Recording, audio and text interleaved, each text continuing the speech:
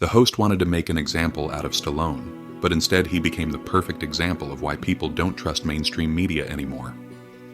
The studio lights were bright, too bright, making people sweat even when they weren't nervous. But Sylvester Stallone wasn't nervous. He sat back in the chair, legs apart, shoulders relaxed, waiting. The audience murmured in anticipation, some already clutching their phones. They knew something was about to happen.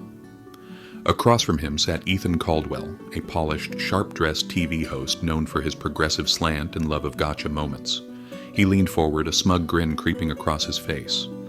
He had interviewed politicians, activists, and Hollywood elites, always managing to get them to stumble. But Stallone, he was new territory. "Mr. Stallone," Ethan started, voice smooth and rehearsed, "you've always been a symbol of American toughness, but do you think that kind of masculinity is outdated? I mean, in today's world, don't you think we should redefine strength to be more inclusive?" A few audience members chuckled, some nodding in agreement. Ethan's fans, the kind who expected him to trap his guests in their own words. Stallone blinked, a slow, deliberate blink.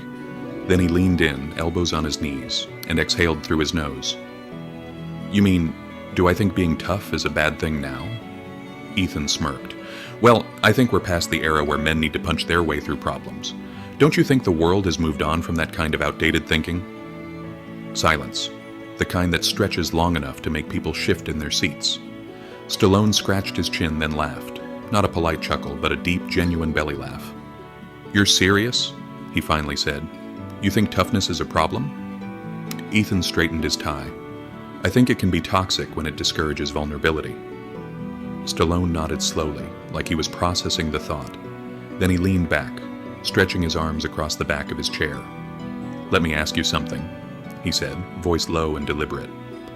"If someone broke into your house tonight, do you want a tough guy in there, or do you want someone who's going to sit down and talk about their feelings?" The audience gasped. A few clapped. Ethan opened his mouth, but Stallone wasn't done. "See, toughness ain't about punching walls or yelling the loudest. It's about standing your ground when life knocks you down. It's about protecting your family. It's about discipline, respect, hard work. And if you think the world doesn't need that anymore..." He shook his head. "Then I don't know what world you're living in, man." Ethan forced a chuckle, but there was hesitation in his eyes. He hadn't expected Stallone to hit back so fast, but he wasn't giving up. "All right," Ethan said, shifting in his seat, "but don't you think Hollywood, and let's be honest, your own movies, have glorified violence as the only solution to problems?" Stallone didn't hesitate. "Hollywood glorifies a lot of things. You ever seen a movie where a guy saves the world by filling out paperwork?" Laughter erupted. Even some of Ethan's crew smirked. But Ethan wasn't done. "You've built a career playing tough, no-nonsense characters. Guys who solve problems with their fists, guns, or just brute force. Do you ever think about the message that sends? I mean, don't you feel a responsibility to promote, let's say, a more progressive kind of hero?" The way he emphasized progressive let the audience know exactly where this was going. Stallone smirked, sitting up, stretching his shoulders like a boxer getting ready for the next round. "First of all," Stallone said, voice steady, "I make movies. Movies ain't real. You know that, right?" He raised an eyebrow. "Last time I checked, I never actually went 15 rounds with Apollo Creed. Never took down a whole army with a red bandana and a knife. Never ran up those steps in Philly and single-handedly fixed people's problems." A few people in the crowd laughed. Ethan stayed firm. "Sure, but movies shape culture. Kids grow up watching Rambo and Rocky. Don't you think we should be giving them heroes who solve problems without violence?" Stallone exhaled through his nose. "Man, you ever seen Rocky? That whole movie was about getting back up when life knocks you down. It wasn't about beating people up. It was about heart, perseverance. And Rambo?" He shrugged. "That guy was just trying to be left alone. If people had just let him walk through town and mind his business, none of that would have happened." The audience clapped a little louder. Ethan's jaw clenched. He hadn't expected this. He leaned forward, speaking softer now, more personal. "Okay, fair enough," he said. "But let's talk about the real world. Let's talk about America right now. We're at a point where people are questioning what it means to be a man, what it means to be tough. Some might argue that your version of toughness, the old school don't show weakness kind, is part of the problem, that it creates more division than unity. What do you say to that? Stallone let the question hang in the air. He tapped his fingers on the armrest, eyes locked on Ethan. "You ever meet a firefighter?" he asked. Ethan blinked. "Excuse me?" "A firefighter, a cop, a guy in the military.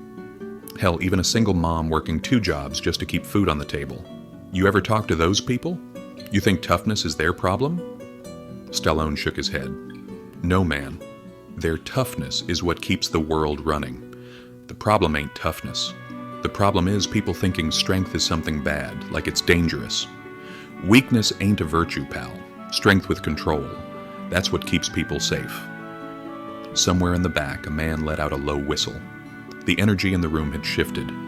Ethan was losing his grip, but he wasn't done. "Well, what about—" Stallone raised a hand, cutting him off, not aggressively, just enough to make it clear he wasn't finished. "You want to know the real problem?" Stallone leaned forward. "It's not toughness, it's people who talk about toughness like it's the enemy while living in a world built and protected by tough people. You sit here in your nice suit with your scripted questions trying to tell me what's outdated. Let me tell you something, man. If the world ever really goes sideways, if things get bad, you're gonna be real happy there are still guys like me around." Dead silence. Ethan swallowed. He had another question lined up, but it was too late. The audience wasn't nodding with him anymore. They were waiting for Stallone's next words. Ethan shifted in his seat, the energy slipping from his grip. Okay, he said, forcing a smile. "That's an interesting perspective. But let's be real. Society has changed. We don't live in the same world we did when you made Rocky. People are more aware now. We're thinking critically about gender roles, systemic issues." "Thinking critically?" Stallone interrupted, raising an eyebrow. "Or just criticizing?" The crowd erupted. Some clapped, some gasped. Even Ethan's own camera crew exchanged looks. This wasn't just an interview anymore. This was a battle. Ethan held up his hands, trying to regain his composure. Okay, he said over the noise. "So let me ask you this. If toughness is so important, why do you think so many people push back against it? Why do so many people feel like it's outdated?" Stallone let the question hang for a beat before leaning in, voice lower now, almost conspiratorial. "Because weak people don't like being reminded they're weak." The crowd exploded. Some stood up clapping. Others just sat there stunned. Ethan opened his mouth, but nothing came out. Stallone let the reaction ride out before sitting back. "Look," he said, "I ain't saying everybody needs to be some action hero. I'm saying life's gonna throw punches whether you like it or not. And when it does, the world ain't gonna care about your feelings. It's gonna ask you one question. Can you take the hit and keep moving forward?" Ethan had nothing. No quip, no comeback, just silence. But outside of that studio, something even bigger was happening. The second that moment hit the internet, everything changed. The moment the interview ended, Ethan barely managed to keep his professional smile intact. Stallone, though, simply stood, stretched his shoulders, and gave the audience a small wave before walking off the set like nothing had happened. Backstage producers scrambled. Ethan's earpiece buzzed with frantic voices. That did not go as planned. Social media is already picking it up. Cut the controversial parts before we post it online. But it was too late. Someone in the live audience had already uploaded clips. Within minutes, the internet was on fire. Stallone body slams TV host. Sylvester Stallone destroys woke media in live debate. This is why we still need real men like Stallone. The video spread like wildfire. Within hours, the clip was trending #1. The comments, a battleground. "I don't even like Stallone's movies, but this was incredible.